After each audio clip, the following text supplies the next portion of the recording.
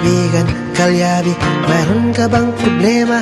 Sasakyan ng kotse, may problema sa makina. Tayo na kay makinistang pobre, susolusyonan, diagnostic ang kailangan. Makinistang pobre, isang magaling na mekaniko. Makinistang pobre, mayaman ang puso sa pagtulong.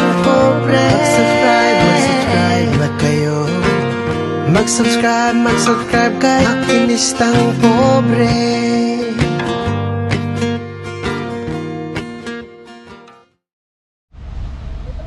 Alright, so magandang araw po sa ating lahat, lalo na po sa ating mga subscriber dyan, sa ating mga OFW sa mapanig na mundo. Magandang araw po sa ating lahat. Excuse me. Ah? Lah.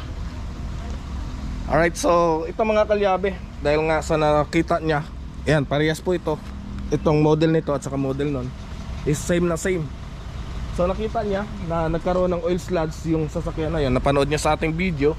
So dumulog siya ngayon dito sa atin. At dahil nga sa kinabahan siya dahil nakita niya na mayroon na siyang oil sludge. So ito mga kalyabe, ito ay daily use niya. At makikita nyo naman talaga, ayan o, oil sludge. Ayan, kapag pinabayaan nyo yan, kakapal at kakapal po yan. Ayan, so hanggang doon sa loob. So inagapan niya na at pinachange oil niya kagad dito sa atin. So natakot siya sa gagastusin. Ayan, tapos mag-CCBT, mag-change ng ETF tayo, yung CBT fluid dito. Right, so ayan. Pero kailan lang natin na-change oil to ah? Tama lang, 10,000 eh. 10,000 na no? Ayan, ang bilis no? Siguro ang daming chicks na nasakay dito. Dami, di mo ang bilang eh. Ayan, so nagkaroon na siya ng oil sludge. Natakot siya kasi nung nakaraan kasi mga kalyabi, na-delay siya ng pa-change oil nito. Na-delay yung pag-change oil nito. Kaya hindi niya napansin na magkakaroon na siya ng oil sludge. Kasi nakaranas siya ng overheat nung nasira yung kanyang aux pan. Ayan yung aux pan motor. Ayan mga kalyabi. Ayan sa may mga Toyota Vios, Avanza or Altis, ayan, yan kadalasan na nagiging issue yung kanyang aux pan. Pag na-reach nyo na po yung 100 kilometers, papapalitan nyo na po yan, yung kanyang aux pan, kasi humihina po yan. Kung minsan po, hindi po umaabot ng 100 kilometers, 100,000 kilometers, ay bumibitaw po yung aux pan na yan, aux pan motors. Aux pan motor lang pala kasi nag-iisa lang po yan. So ngayon, ang gagawin natin dito is magpa-flashing na po tayo. So ito na po yung way para maggamit tayo ng pang-flashing. Isang beses lang po. Ayan. So ipa-flashing natin to maya-maya konti, pinapalamig-lamig ko lang ng konti para mabuksan ko yung kanyang oil pan at mabawasan natin ng konti yung kanyang langis kasi sobrang dami to. Hindi naman po pwedeng mag-flashing tayo na ganyan kadami yung langis niya. So magbawas lang tayo ng konti para malagay natin tong ating pang flashing. Ayan, Wishley, baka naman.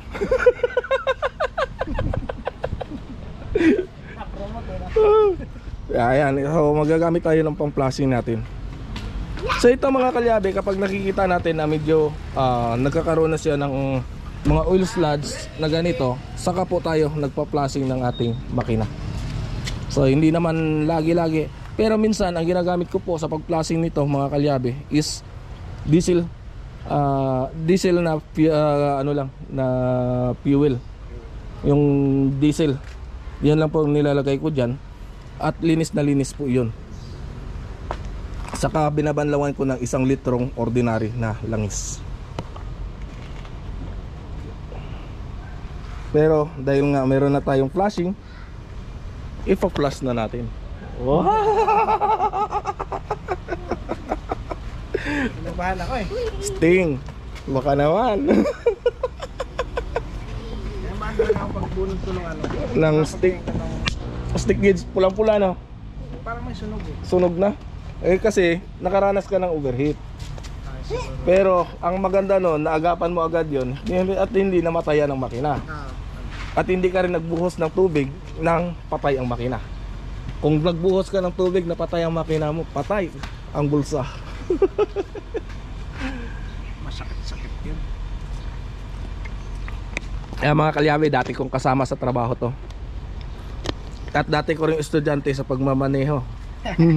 Nag-iikis ang paa niyan mga kalyabe. Kaya kagandahan mga kalyabe, sobrang tuwa ko dahil nga sa tagal na ng samahan namin, sa tagal naming hindi nagkita, talagang hinanap niya ako dahil nga gusto niya akong pasasalamatan dati sa pagturo sa kanya sa pagmamaneho. So sabi niya, hindi daw siya natuto magmaneho kung hindi dahil sa amin. Tama. Pero sabi ko sa kanya, dahil po yun sa kanya kaya natuto siya kasi porsigido talaga siya. Yan. So hindi yun dahil sa amin mga kalyabe, kundi dahil yun sa kagustuhan niya na matuto talaga. Yeah. Isipin niyo mga kalyabe, natutulog pa to sa ilalim ng sasakyan. Ikaw yan. Ako pala yun.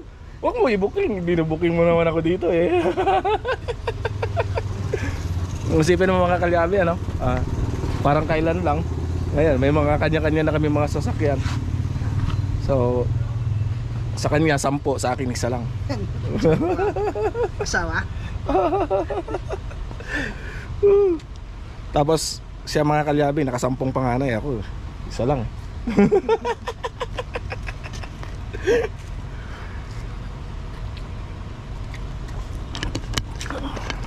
Yun, napabayaan niya, hindi niya natingnan yun, no?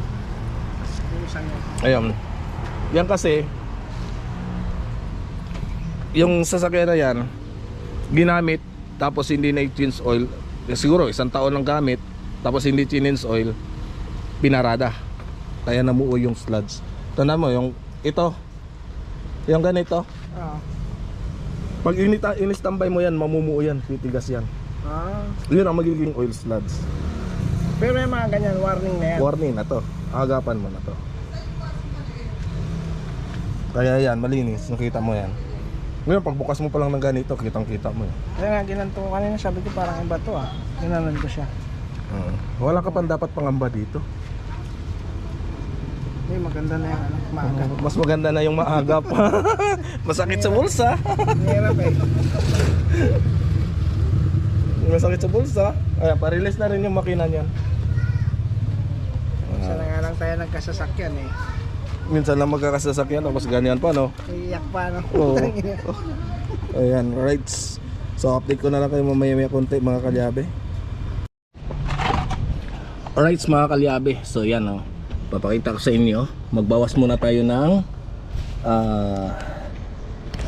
langis dito.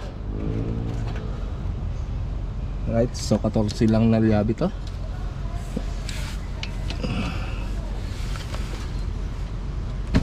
Yan. Babawas lang ako konti mga kalyabi para mapalitan natin ng pang-flashing yung ating langis. Medyo mainit pa to, malayo-layo pa naman ang pinanggalingan nito. Kainta Rizal pa galing to mga kalyabi. Kahapon Taytay Rizal ako pre. Gawa.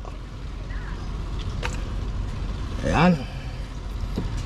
So babawas lang ako ng mga 1 litro.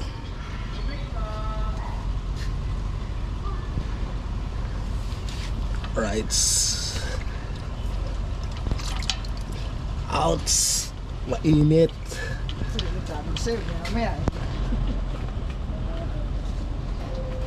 Yan. Tapos sara lang natin ng ganyan bahagya para hindi na tayo mahirapan mamaya. Tapos magsasalin tayo ng pang-flashing dito. Ayan, kukuha lang ako ng pamunas ko. Right. Alright, so magsasalin na tayo ng ating pang-flashing. Puputi yan, pre. Ha? Pag naano yan, puputi yan. Oh, hindi Sa naman. ibabaw na yan. Oh, Tanggal yan. tanggal yan. Tapos papaanda rin natin mga 5 minuto. 5 minutes. Sige, start mo muna. Hindi mo natakpan? Hindi na. tatakpan ko pa rin, siyempre. Right.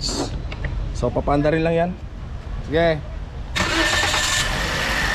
Para lumabnaw lang yung kanyang langis.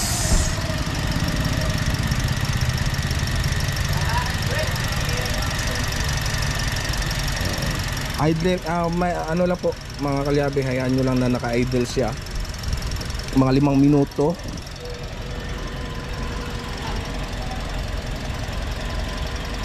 Tapos saka i-drain ng maigi yung langis para malinis lang po yung loob ng makina.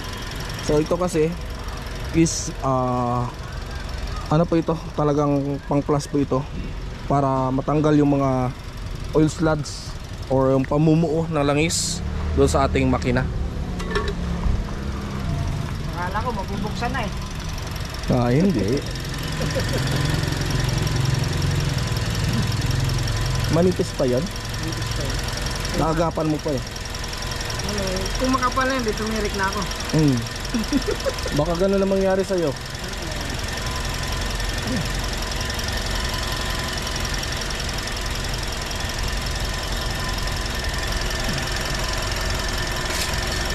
Lilinaw oh.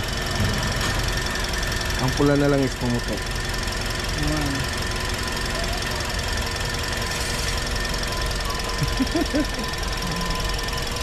Lilinis yan. Pakaramdam ko, lumampas ako ng 500 eh.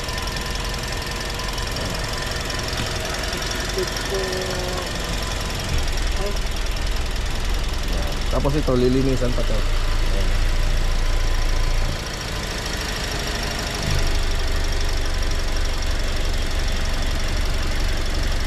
Lalabnaw yan.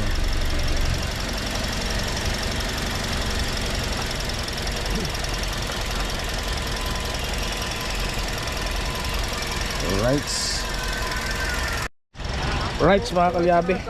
Ayan. So pwede na to natin ipapapa shut off ang makina. O yan, papatayin na natin ang makina. Tapos i-drain natin yung kanyang langis. Ayan. Saan yan? Ang makina. Ayan, natakot siya na nakita niya yung binlog ko na ano Kaya tropa na nating mekaniko. yung binlog ko na Bios, parehas na parehas nito. Natakot. Ayan, oh, tingnan mo oil sludge oh. Ang kapal. Pag namuo yan, tiri ka. Makapal na. Sa akin di pa naman. Di naman ganun. Di ba nag-overheat kasi siguro ako kaya ganyan. Nag-overheat siya, nakaranas overheat eh. Lupit. Saan mo nabili yung langis mo? Sa Toyota? Doon din pre. Doon eh. Oh. Magkano yan?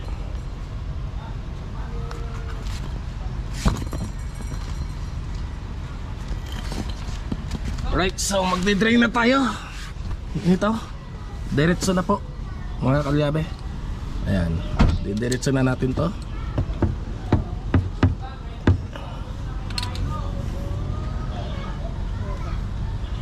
Ayan.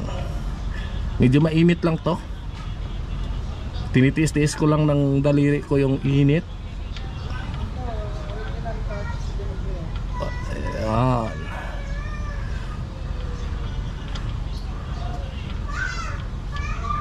Oh. Ayan.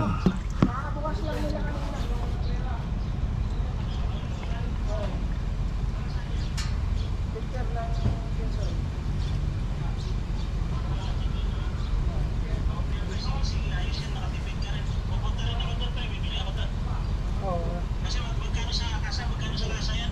Yung 70 Floyd? Right. So nakita niyo mga kalyabe, lumabnaw yung kanyang langis. Kanina yung unang drain natin is malapot. Ngayon, ayan na siya, ganyan na siya kalabnaw. Ayan.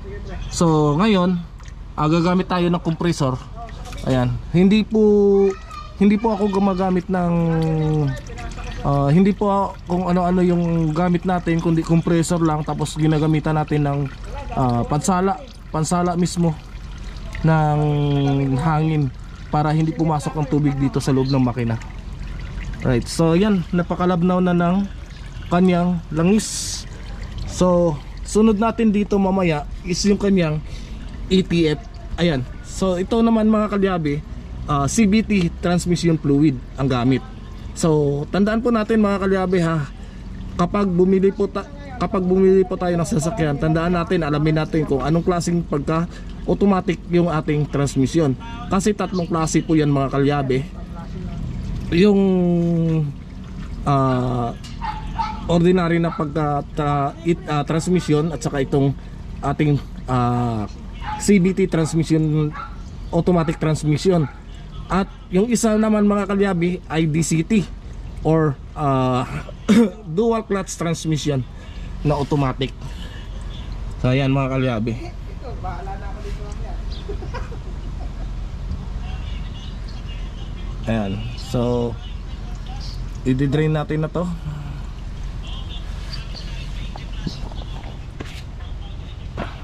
Ayan.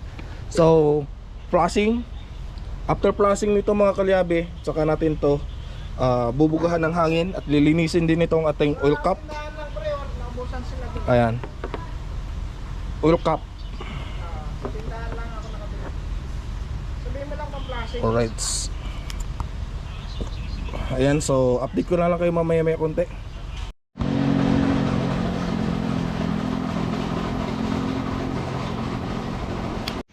Right mga kalyabe. So ito yung ano, kaya nagdesisyon ako na ipabuksan at palinis hard PMS na po kasi nagsisimula na siya magkaroon ng mga oil sludge.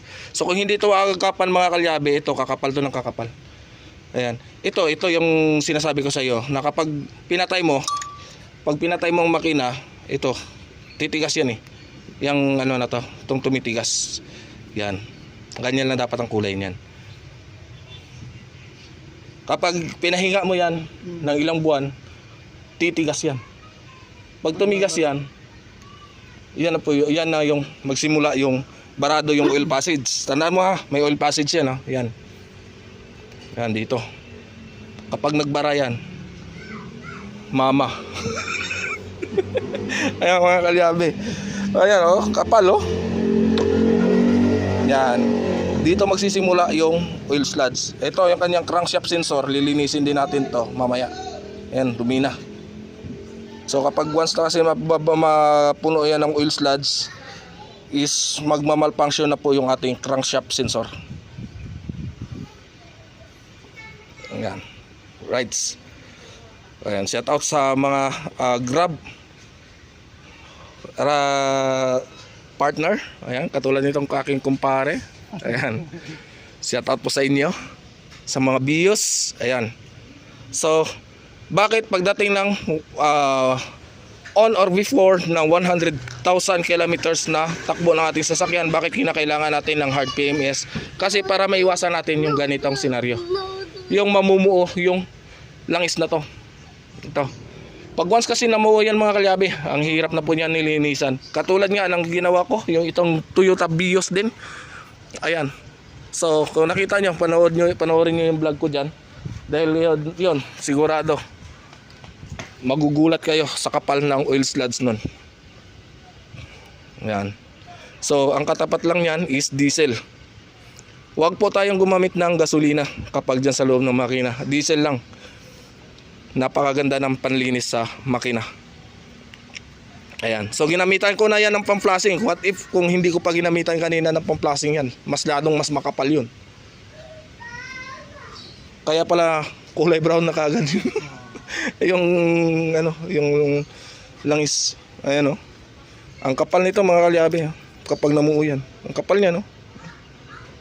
Kapal yan.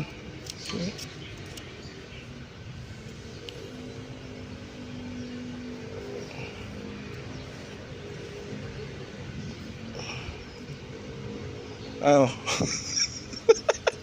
Biyahe pa more. Tawa-tawa lang kumpare ko pero masakit ng ulo.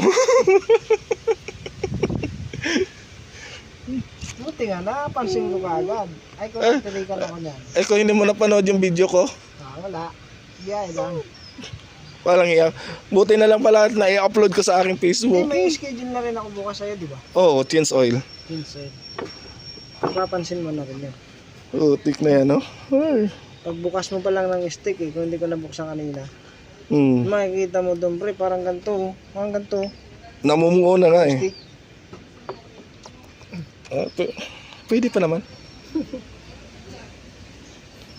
Pwede pa yan. Hindi pa tumigas eh.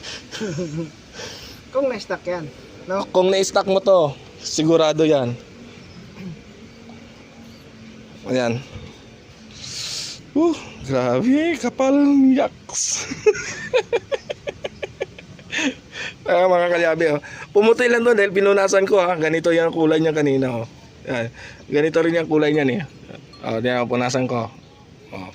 Ayan. Kasi ito mga kalyabe, grab, ginagamit sa grab to. Right. You want to fix engine? What do you want? Alright, so yan mga kalyabe. At kukuha lang ako ng diesel. Ayan, may gasolinahan. Buti na lang, may gasolinahan ako dyan sa unahan eh. No, hindi. Andyan yung ano yung Petron Phoenix ko. Yung aking sasakyan. Mag-drain lang ako sa langis ko, diesel ko. Alright mga kalyabe, ayan na, so nalinis na natin. So dapat ganyan lang po yung mamimintain natin na ganyan yung linis ng ating makina. So yun, ginawa natin to para maagapan natin yung pamumuo ng langis or pagkakaroon ng oil sludge dito sa ating makina. Ayan. So para hindi siya mag-ipon dito. Kasi once na mag-ipon yan mga kalyabe, pag nag-ipon na po yan na mag-ipon, titigas at titigas yan, doon na po magsisimula yung oil sludge nitong makina. So habang maaga pa, inaagapan na natin para iwas po sa masakit na gastusin kapag kumatok na po yung ating makina. So once kasi na magkaroon ng bara yung mga oil passage niyan, is kakapit na po yung kanyang mga main bearing at saka connecting rod bearing. So maaaring kakapit po yun, or kung minsan dito po sa ating crankshaft. So panoorin nyo lang po sa previous vlog ko, napakita ko naman dun sa inyo yung about din dito sa Toyota Vios na 2023 model na binaba kagad yung makina. So ganun kasi yung nangyari doon. So dito inaagapan lang natin to kasi katulad nito, ayan.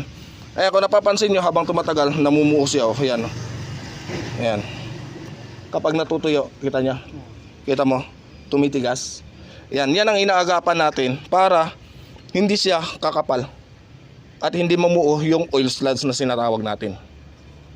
Kapag namuo yun, doon magkakaroon ng bara yung ating oil passage.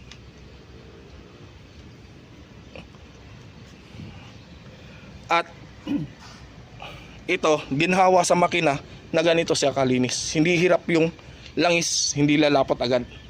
Kaya kung napansin mo, nung nakaraan, kailan lang natin na change oil, gano'n na kagad ka brown yung Bilis, no? langis. Pero bakit pag sinusukat ko sa stick, hindi naman? Hindi mo mapapansin yun. Sa stick, Oo. Kasi doon sa baba yung brown, nababa talaga. nababa talaga siya. Ayan, so lilinisin pa natin to. Katulad nito, ayan mga kalyabe, ayan. Parang alkitran na yung lapot. Kapag once na pinabayaan yan, kakapal at kakapal. So hindi mo na kayang madala sa linis. Bondi, babaklas ka talaga ng pang-ibabaw nito, ayan. Para malinisin yan. Pero yan, kaya pa yan. Kayang-kaya. Bago natin baklasin, ilang odo yan? Wala pang baklasan yan. Wala ba? Basta agapan malagi mo ng ganyan. Every 100,000 kilometers. Hindi, wala pa 100 din. Oh, wala pang. Oh, pagdating ng 150, 70 to 100. 'Yon. Kasi ito 24/7 halos ang biyahe mo eh. So, mag-a-adjust ka nun. Hindi mo na talaga aabutin ng 100,000 kilometers nun. Sa 100, buksan ulit natin. 74, 75 yan. 75. Sa 100, hindi pa, 150. 150. Para maglinis. Yan ang tinatawag na hard PMS. Ang PMS na tinatawag natin is preventive maintenance. Bakit nga ba tayo nagkaroon ng PMS? Para maiwasan natin na magkaroon ng matinding pagkasira yung ating makina. Yan. Yan po yung ating tinatawag na PMS. So, para maiwasan natin yung darating na pagkasira. Kasi kung pabayaan mo ng pabayaan yun, kakapal at kakapal yun, babara at babara yung mga oil passage. Gets mo? Kapag bumara ang oil passage nun, iyak. Ganun ang mangyari, katok ang makina. Hindi na malulubricate lahat ng mga bakal-bakal. So iinit ng iinit, kakapit ng kakapit. At yan din po yung dahilan kung minsan kung bakit mas mabilis mag-overheat yung ating makina. So wag natin sabihin may tubig naman. Yung langis mo, nakaka-circulate ba ng maayos sa makina? Yun ang tanong. Kaya yan mga kalyabe. So nililinis ko lang to ng maayos at mamay-maya konti ay hahanginan pa natin to. Tinatanggal ko lang yung pwedeng magiging dahilan ng pagkaroon ng oil sludge o pamumuo ng langis.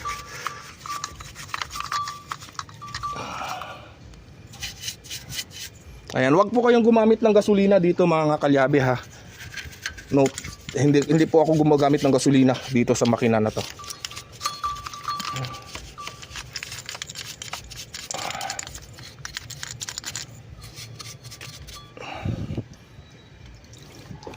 Diesel lang po, diesel lang ang ginagamit ko dito.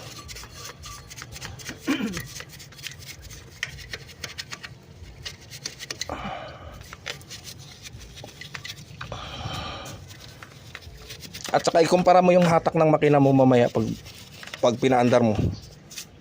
Kumpara mo yung hatak ng makina mo. Yung andar ng makina mo.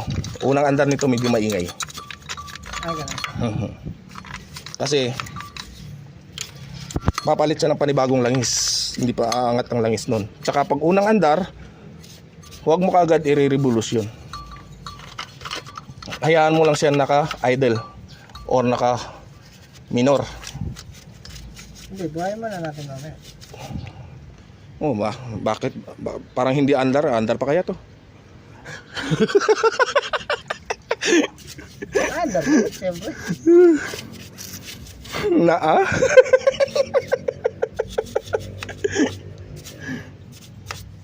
Yan. So, malinis na yan. Grabe din mag-maintenance, no? Oo. Tandaan nyo, kapag mayroon kayong sasakyan, para kayong may pinapaaral na kolehiyo. Maliliit pang anak mo, pre, para may college ka na, no?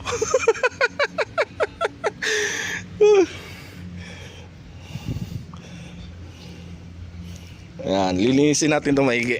Rights mga kalyabe. So ayan, ganyan na po siya kalinis ngayon. Ayan. So para bakit nga ba ginawa natin yung mga kalyabe? Yan is tinatawag natin na maintenance or PMS para maiwasan po natin yung pagkakaroon ng mga oil sludge or pamumuo ng langis. Kasi pag once na namuo yung langis dito mga kalyabe is hindi po natin maiwasan na magkakaroon ng problema ang makina. Maaring kakapit ang bearing, kakapit itong camshaft. Ayan, itong camshaft na to, dual camshaft pa naman to. Kapag itong kumapit camshaft na to mga kalyabe, may tendency na maputulan ka pa ng camshaft. Iinit yan, babaga. Oo. Maaring maputulan ka ng camshaft. Kung hindi niya kaya itong putulin yung cap na to, yung camshaft mismo yung puputulin.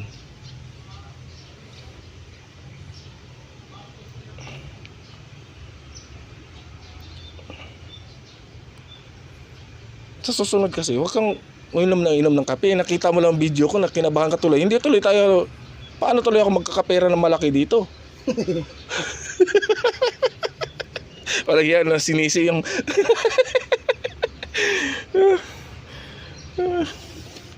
sinisi yung kumpare, no? Oh. Yan. Tapos pagkatapos nito, i-engine wash natin to, pati to. Yan. Engine wash yan.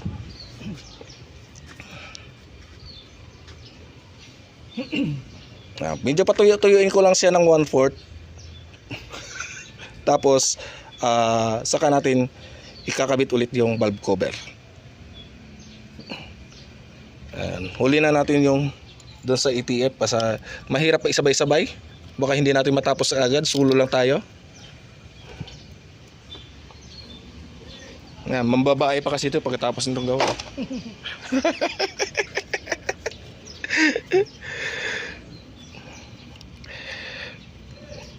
Mahilig pa naman to sa mabini.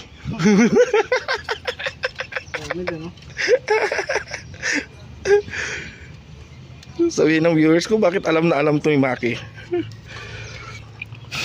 Yan ang nagturo sa akin.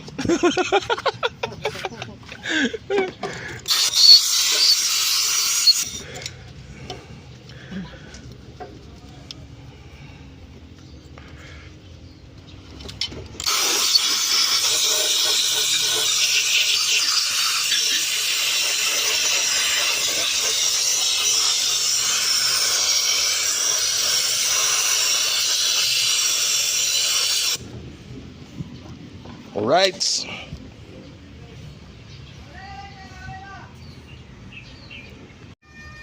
Alright mga kalyabe. So ayan, ganyan na po siya kalinis ngayon. Ayan. So para bakit nga ba ginawa natin yung mga kalyabe? Yan is tinatawag natin na maintenance or PMS para maiwasan po natin yung pagkakaroon ng mga oil sludge or pamumuo ng langis. Kasi pag once na namuo yung langis dito mga kalyabe, is hindi po natin maiwasan na magkakaroon ng problema ang makina. Maaring kakapit ang bearing, kakapit itong camshaft. Ayan, itong camshaft na to, dual camshaft pa naman to. Kapag itong kumapit camshaft na to mga kalyabe, may tendency na maputulan ka pa ng camshaft. Iinit yan, babaga. Oo. Maaring may maputulan ka ng camshaft. Kung hindi niya kaya itong putulin yung cap na to, yung camshaft mismo yung puputulin.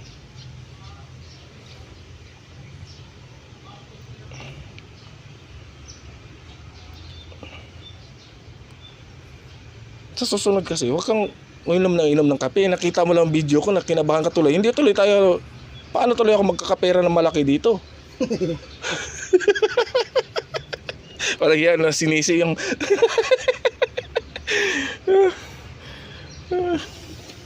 sinisi yung kumpare, no?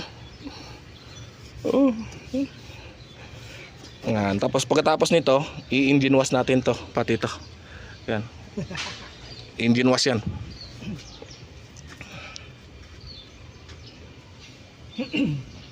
Medyo patuyo-tuyuin ko lang siya ng 1/4. Tapos saka natin ikakabit ulit yung valve cover. Ayan. Huli na natin yung doon sa ETF sa mahirap pa isabay-sabay. Baka hindi natin matapos agad, sulo lang tayo. Ayan, mambabae pa kasi ito pagkatapos nitong gawa.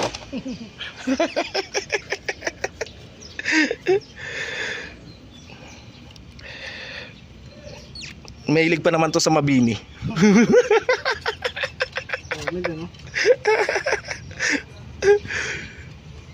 Sabihin ng viewers ko, bakit alam na alam to ni Maki? Yan ang nagturo sa akin.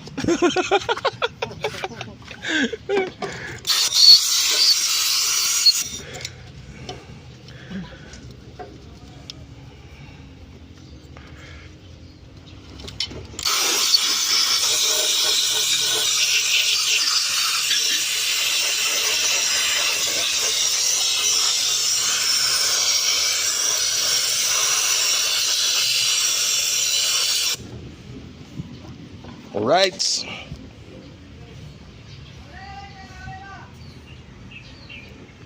Malaki pa dyan dala ko dati pre. Oo. Sa Right mga kalyabe, ayan na, malinis na. Ayan, sumasakit lang ang ulo ng aking kumpare. Di bale. Napag-uusapan naman sa bote. Saan ba mag-inom? Wa? Saan mag-inom? Ayoko. Kapi lang ako. Ano daw? Ah, Ano daw? ayoko, kapi lang ako. Pangkapi lang ako eh. Hindi ako maniwala dyan.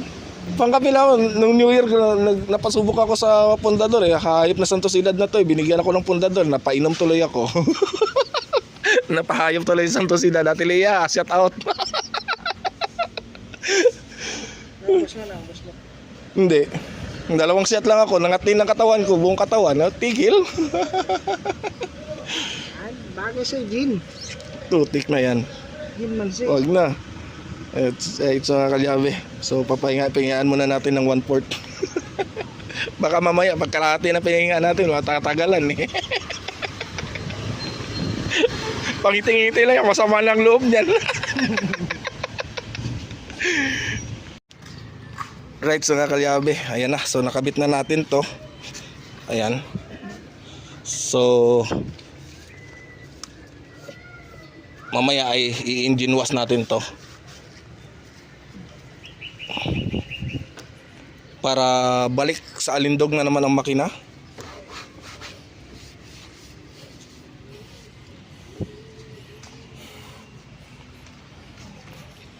Right.